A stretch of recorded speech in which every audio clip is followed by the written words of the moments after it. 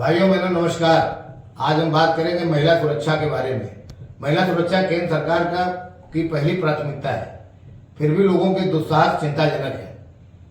साथियों, महिला सुरक्षा किसी देश के मूल्यों और शासन का पैमाना है।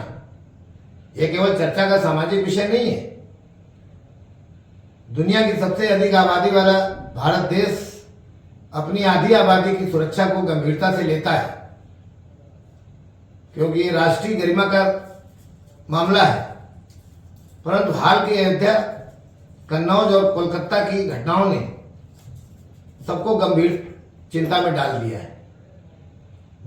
जबकि देश की राष्ट्रपति श्रीमती द्रौपदी मुर्मू का कहना पड़ा कि बस बहुत हुआ, मैं निराश और डरी हुई हूँ।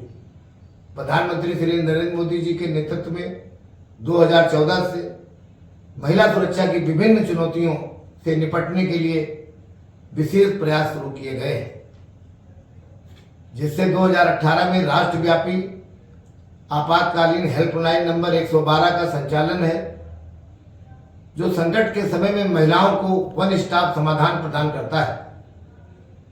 विधायी मोर्चे पर दिसंबर 2023 में पारित नए आपराधिक कानून में सख्त दंड के प्रावधान कर महिलाओं के सुरक्षा प्रबंध को मजबूत किया गया है।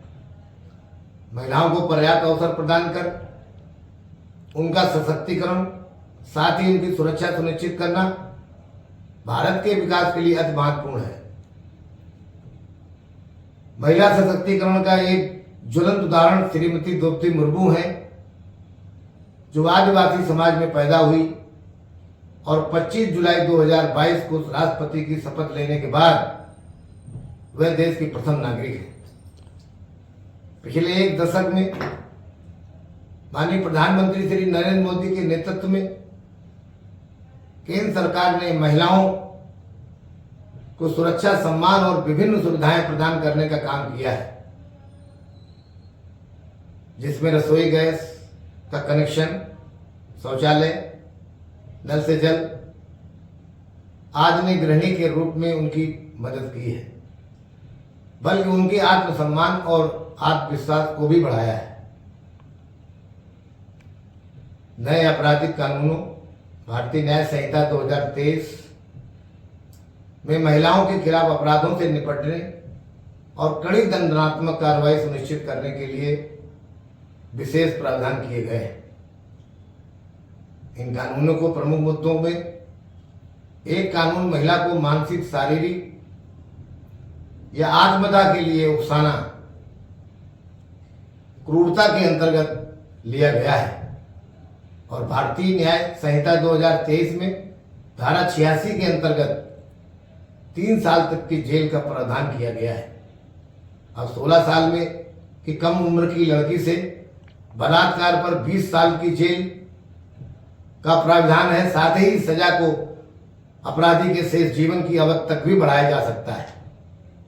12 वर्ष से कम लड़की के साथ बलात्कार पर अपराधी को आजीवन कारावास अथवा मौत की सजा दी जाएगी।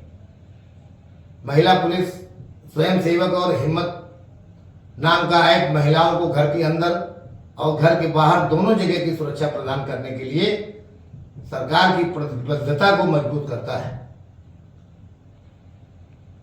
केंद्र सरकार ने नमो ड्रोन दीदी योजना शुरू की है, जो ग्रामीण क्षेत्र की महिलाओं को आर्थिक रूप से सशक्त बनाती है। वर्ष 2014 में माननीय श्री नरेंद्र मोदी जी ने लाल किले के प्राचीर से कहा था कि माता पिता अपनी बेटियों से पूछते हैं कि अगर वह देर से घर आती है तो कहाँ गई थी, लेकिन क्या वह अपने बेटों से भी पूछते हैं? आखिर बलात्कार जैसा जघन्य अपराध करने वाला किसी का बेटा ही होता है। 19 सितंबर 2023 का दिन भारतीय संसद के इतिहास में स्वर्ण अक्षरों में लिखा जाएगा, और वर्षों से लंबित महिला आरक्षण विधेयक संसद में पेश हुआ और दोनों सदनों में पास हुआ, जिसने सच्चे अर्थों में 50% आबादी वाली मातृशक्ति को सम्मानित करने का काम किया है। अब देश की महिलाएं न केवल नीतियों में भागीदार बनेंगी बल्कि नीति निर्धारण में भी अपना योगदान देगी। प्रधानमंत्री श्री नरेंद्र मोदी जी के नेतृत्व में केंद्र सरकार समय और जरूरतों के अनुसार महिला सुरक्षा को लेकर नए नए प्राविधान लाती रहती है। 3 नए कानूनों में इसका विशेष ध्यान रखा गया है। वर्तमान समय की जरूरत है कि महिला अपराधी को तुरंत प्राथमिकी दर्ज कर अधिक से अधिक 2 महीने में चार्जशीट दाखिल होकर फास्ट ट्रैक कोर्ट में 3 महीने में सख्त से सख्त सजा सुना दी जाए और सजा और अपराध को दंडित करने की सारी बातें सोशल मीडिया पर जोर शोर से प्रचारित की जाएं, जिससे आपराधिक मानसिकता वाले लोगों को अपराध करने के पहले कई बार सोचना पड़े और डर कर अपराध से अपने को दूर कर ले। बहुत बहुत धन्यवाद। यदि आपको मेरा चैनल पसंद आया हो तो इसे लाइक सब्सक्राइब करना न भूलें। आपके साथी आपका भाई अनिल शुक्लवासी, पूर्व सांसद।